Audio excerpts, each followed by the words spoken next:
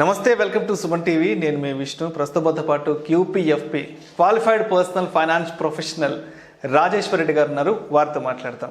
రాజేశ్వర్ రెడ్డి గారు, రీసెంట్గా ఒక ఆర్టికల్ చదివాను, ఒక మ్యాగజైన్లో ఒక ఆర్టికల్ చదివాను. 1995లో ఒక మ్యూచువల్ ఫండ్ స్కీమ్లో ₹1,00,000 ఇన్వెస్ట్ చేస్తే 2021 అక్టోబర్ నాటికి 2 కోట్లు అయిందంట కదా. సో నిజమేనా? పాసిబిలిటీ ఉందంటారా? 25 ఏళ్ల క్రితం ₹1,00,000 ఇన్వెస్ట్ చేస్తే 25 ఏళ్ల తర్వాత 2 కోట్లు రావడం అనేది నిజమంటారు? అది అవునండి, ఉన్నాయి కొన్ని స్కీమ్స్. అంటే this is nothing but compounding effect. Compounding effect అంటే మనం జస్ట్ ఇంత రిటర్న్ వస్తుంది, అంత రిటర్న్ వస్తుంది అని చెప్తుంటాము. ఇప్పుడు మీరు అన్నారు 1 crore, 1 lakh 2 crore అయింది. 2 crore ఎంత పర్సెంటేజ్ రిటర్న్ అయ్యి ఉండొచ్చు? అది యాజ్ పర్ యువర్ ఎక్స్పెక్టేషన్ ఎంత పర్సెంట్ అయ్యి ఉండొచ్చు? ఒక 25, 23-25. కానీ చాలా మందిని మీరు ఈ క్వశ్చన్ అడగండి, 50%, 60% అంటారు. అంటే ఫైనాన్షియల్ నాలెడ్జ్ నీళ్ళు ఉన్న వాళ్ళు అంటే అంత ఎక్స్పెక్ట్ చేస్తారు. ఎందుకంటే 1 lakh 2 crore అంటే 200 times అయిందంటే 50% రిటర్న్, 60% అని అంటారు. కానీ ఇట్స్ నథింగ్. ఇదంతా ఆల్మోస్ట్ 22% రిటర్న్. 1995 నుంచి ఇప్పటి వరకు 22% రిటర్న్ ఇచ్చింది కాబట్టి 1 lakh 2 crore అయింది. అంటే మామూలుగా మనం 12 to 15 చెప్పుకుంటాం. మామూలుగా మ్యూచువల్ ఫండ్స్ పాయింట్ ఆఫ్ వ్యూకి వస్తే rate of returns 12 to 15, but 22 ఇచ్చిందని 22 ఇచ్చింది. ఎందుకు దీనికి అంత ఇంపార్టెన్స్ ఉంది అని అంటే, ఫర్ ఎగ్జాంపుల్ ఇప్పుడు వారెన్ బఫెట్ ఉన్నాడు. వారెన్ బఫెట్ కంపెనీ బర్క్షైర్ అనే కంపెనీ ఉంది. వారెన్ బఫెట్ అది 1965లో స్టార్ట్ అయింది. అది 1965 నుంచి ఇప్పటికి చూస్తే 20% రిటర్న్ ఇచ్చింది. And same company, same Berkshire 1995 నుంచి, అంటే ఇప్పుడు మీరు అన్న మ్యూచువల్ ఫండ్ డేట్ తీసుకుంటే 1995 నుంచి ఇప్పటికి చూస్తే అది 16% రిటర్న్ ఇచ్చింది. అంటే టాప్ మోస్ట్ వరల్డ్లో top most investor the company వచ్చి 16% రిటర్న్ ఇచ్చింది. కానీ mutual fund Indian mutual fund 22% return ఇచ్చింది. So that is the difference. ఈ డిఫరెన్స్ కానీ చెప్పుకోవడానికి తప్పితే ఇది ఎంతమందికి వచ్చింది అనేది ఒక పెద్ద క్వశ్చన్ మార్క్. ఎందుకంటే డేటా, యాజ్ పర్ డేటా, అంటే ఈ మ్యూచువల్ ఫండ్ అందరికీ తెలుసు. ఈ మ్యూచువల్ ఫండ్ ఇది అని నేను చెప్పాల్సిన పని లేదు. సో ఈ డేటా తీస్తే ఏం జరిగింది అని అంటే 99% ఇన్వెస్టర్స్ లేరు. అంటే 1995 నుంచి ఇప్పటికీ ఈ రిటర్న్ ని చూసిన వాళ్ళు less than 1% ఉన్నారు. ఎగ్జిట్ అయిపోయారు. మధ్యలోనే ఎగ్జిట్ అయిపోయారు. సో నేను ఇప్పుడు ఈరోజు మీకు ఒక ఫండ్ చెప్పి ఇక్కడ నుంచి 20 years ఇన్వెస్ట్ చేయండి, ఇంత వస్తుంది అని చెప్పేస్తే మీరు ఇన్వెస్ట్ చేసిన రోజు ఇన్వెస్ట్ చేస్తారు. కానీ ఈ జర్నీలో బికాస్ ఆఫ్ డిఫరెంట్ న్యూస్ మీరు ఈ 20-25 years ఉంటారా లేదా అనేది that is a very big question mark. Very big question mark.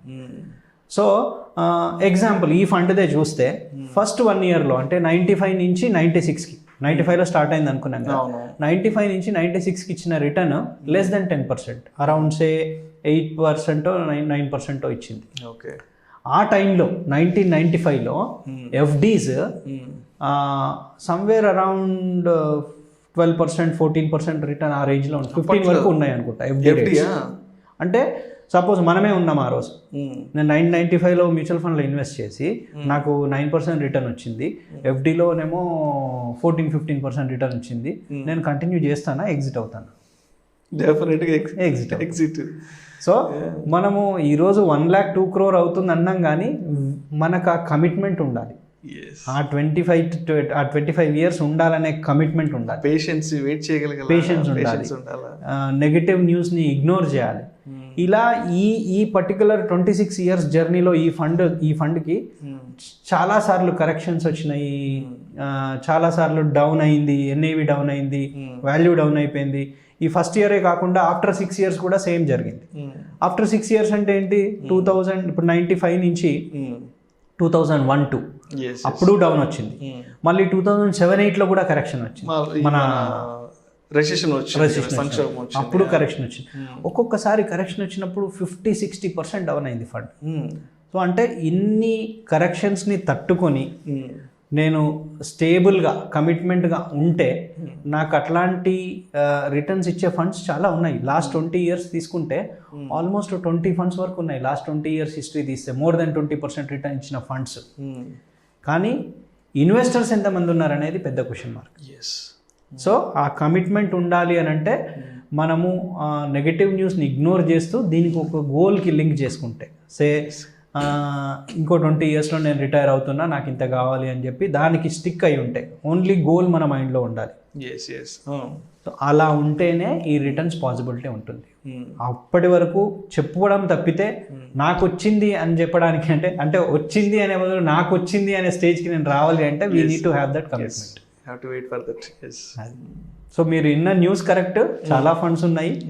And ఇన్వెస్టర్స్కి రిక్వెస్ట్ చేసేది ఏంటి అంటే స్టిక్ టు యువర్ గోల్స్. మీ గోల్కి స్టిక్ అవ్వండి, కమిటెడ్గా ఉండండి, definitely you will get return. 20 కాకుండా 1 lakh 2 crore కాకుండా 1 crore అయినా మంచిదే కదా. It's good amount. So 12-15% return వచ్చినా మంచిది. Thank you so much Rajeshwar Reddy గారు. ఇన్వెస్ట్మెంట్ చేయడం ఒక్కటే కాదు, దాని రిటర్న్స్ రావడానికి ఒక లాంగ్ టర్మ్లో వెయిట్ చేయాలి. సో దానికి కొంత పేషెన్స్ కూడా మన దగ్గర ఉండాలి అనే విషయాల గురించి ప్రేక్షకులకు చాలా డీటెయిల్గా మనం investor behaviour, investment return, investor behaviour అంటే ఇన్వెస్ట్మెంట్ రిటర్న్ ఇచ్చింది బట్ ఇన్వెస్టర్కి ఎంత రిటర్న్ ఇచ్చింది అనేది ఆ గ్యాప్ని ఫిల్ చేయాలి. ఈ గ్యాప్ని అంటే ఈ గ్యాప్ తక్కువ ఉండాలి. ఈ గ్యాప్ తక్కువ ఉండాలి అని అంటే మీకు మీరు నేనే ఇన్వెస్ట్ చేసేసుకుంటా, నేనే చూసుకుంటా అంటే కష్టము. ఇంకో థర్డ్ పర్సన్ ఉండాలి, ఇంకో ఫైనాన్షియల్ అడ్వైజర్ కంపల్సరీ మీతో ఉండాలి. ఎందుకంటే మిమ్మల్ని అప్పుడప్పుడు గైడ్ చేస్తూ ఎక్కడైనా మిస్టేక్స్ ఉంటే చెప్పడము. So that is very very important. Thank you sir, thank you so much. Compounding effect గురించి, అదేవిధంగా లాంగ్ టర్మ్లో వెయిట్ చేస్తే ఒక సర్టెన్ పీరియడ్ తర్వాత రిటర్న్స్ అనేవి ఏ విధంగా ఉంటాయి అనేది ఇవాళ ఈ సందర్భంగా తెలియజేశారు. Thank you so much sir. Thank you.